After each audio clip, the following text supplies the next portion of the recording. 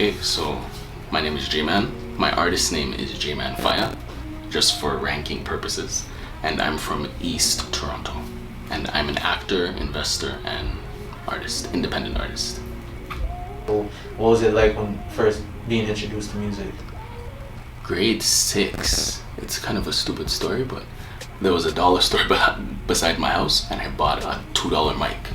And I started mixing and mastering by myself on the $2 mic. And that's how I started music. Scribble scratching little lyrics in class. It wasn't too serious back then, obviously, but that's how I started. I guess before the pandemic, I was just focusing on, daily life. I had music here and there. My archive was still, my catalog was still building up. At that time, I had probably 1,000. But then over the period of last year, it was literally like 10, 20 songs a day that I was making. Every single day, back to back, 10, 20 songs. And now I'm at the point where I have just over 2,000 in my catalog. So it's pretty dangerous. My experience with Midnight has been very professional. I like that at the end of my session, I can at least get my music, go home, listen to it. If I feel like there's something that needs to change, I might listen to it in the car, listen to it on my studio monitors at home, and then come back like for my next session with new tracks, and then get Nosa or Nati to fix it up, the little details that and they're always open to work with me, so it's pretty welcoming, I would say. So it doesn't ever make me feel a type of way like I want to go somewhere else. I'm saying? It doesn't cross my mind to go somewhere else. Like when it's time to make music, you come to Midnight. Simple, plain and simple. Nosa is the guy. Like he's just straight down to business, and his work rate is so efficient. I realize I think what it is that he's doing is he's not overcomplicating the process, because you can overmaster a track, you know what I'm saying, and then it's like it sounds like it has too much auto-tune or whatever it is. Nosa just hits it perfect every single time. I don't know how he does it, but he's just he's the guy. He's just the guy.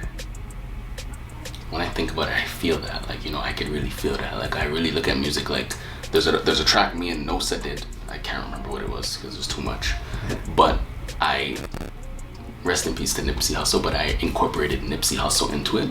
And in the track, Nipsey Hussle saying, yo, if you try to separate music from a spiritual thing, you're doing the wrong thing, because music is spiritual, And I feel like majority of people, they don't realize that your music is just literally a verbal representation of yourself.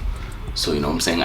Anytime I listen to any kinds of music, I'm always trying to see what the message is first and foremost, because that's what's gonna stick with people. I have people that reach out to me that are in tears, you know what I'm saying? They're inspired, they feel like they want to worship me. It's kind of crazy that I'm saying that, but that's what music does for people, you know what I'm saying? It can get you out of a tight spot emotionally, mentally. So that's how I look at music in terms of music, And I keep that in mind every time I come to Midnight Studios. Every time I hop in that booth on that mic, I keep that in mind. Somebody's gonna be touched by this, because somebody somewhere in the world is always going through what you're talking about in your music. So that's what it is. So I have a couple of routes that I see myself taking inside of my head. One is YouTube. I wanna establish myself as DDG. Mm-hmm. The YouTuber that is now an artist. Yeah. I want to kind of take the kind of route he took, because what most people don't realize is YouTubers are bigger than celebrities, and nobody can argue that. If you look at the analytics, that's what it is, So that's the kind of the route that I want to take. I want people to kind of know me as a YouTuber that makes music from Toronto. You know what I'm saying? So that's kind of what I want to do, and then I want to look into getting placements, having my songs play on Netflix, or you might walk into a store and you hear me on the radio, or gas station, washroom. I just want to be everywhere with it, So I want to make universal music. Also, I want to make the kind of music where it's the average middle class white family could listen to it and they could really mess with my sound, It's not oh, turn that garbage off. It's who is that, Who's that? I like that sound. That's the kind of music I want to aim for. My honest opinion of Toronto music is we have a lot of talent here, but I don't think they're realizing that. The people here are not realizing that they're talented. You have people that You know what I'm saying? They say united we stand, divided we fall. Like if we were to actually work together instead of bashing each other or whatever the kind of thing that's going on, it's like, yo, we could actually make it far as a city. Because people are forgetting that the top artists in the world are from this city. So that should put a different touch to your music. That puts a different touch to my music. Like, you feel me? Like, you gotta step like how it is because we're on the top of the world. You feel me? But we're just not. I feel like we're there, but we're not there. Like, you know?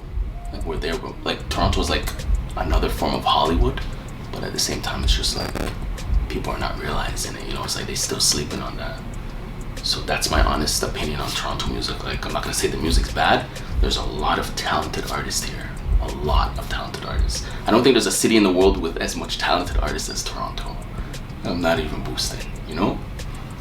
That's the experience, guys, made here at Midnight Studios.